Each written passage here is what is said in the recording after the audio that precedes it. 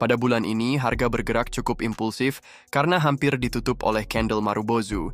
Namun yang perlu diperhatikan saat ini adalah reaksi harga setelah sweep ATH. Apakah akan ditutup dengan rejection berupa wick cukup panjang, serta closing candle kembali pada zona ini, atau mampu bertahan dan closing candle di luar range sehingga dapat melanjutkan kenaikannya. Namun yang sering terjadi adalah harga akan koreksi. Setelah berhasil sweep ATH, kita bisa lihat hal ini cukup sering terjadi pada pergerakan gold. Lalu yang mau kita bahas berikutnya adalah efek pemerintahan Trump terhadap gold, di mana sebelumnya kita pernah membahas pengaruhnya terhadap indeks dolar yang membuat pelemahan, yang artinya jika dolar melemah, maka gold akan dominan untuk naik. Kita bisa cek secara histori, di mana gold mengalami kenaikan setelah inauguration.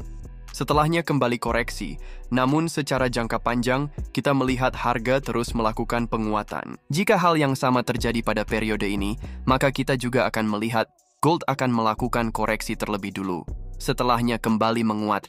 Hal ini juga didukung jika kita menggunakan indikator RSI.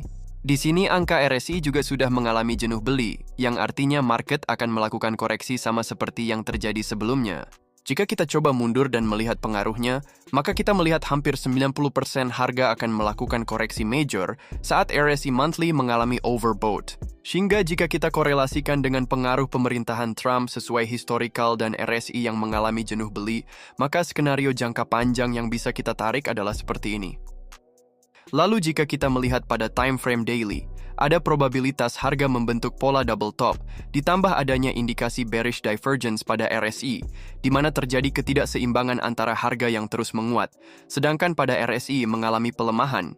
Karena ketidakseimbangan ini yang nantinya akan membuat harga dapat turun dengan cukup impulsif, ditambah kenaikan kemarin yang cenderung korektif, sehingga membuat area kompresi liquidity, karena banyak liquidity di sini yang belum di-sweep.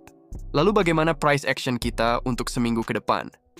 Kita bisa melihat secara bias di sini, di mana harga akan naik setelah berhasil sweep low pada candle yang membuat kenaikan sebelumnya, atau previous day low.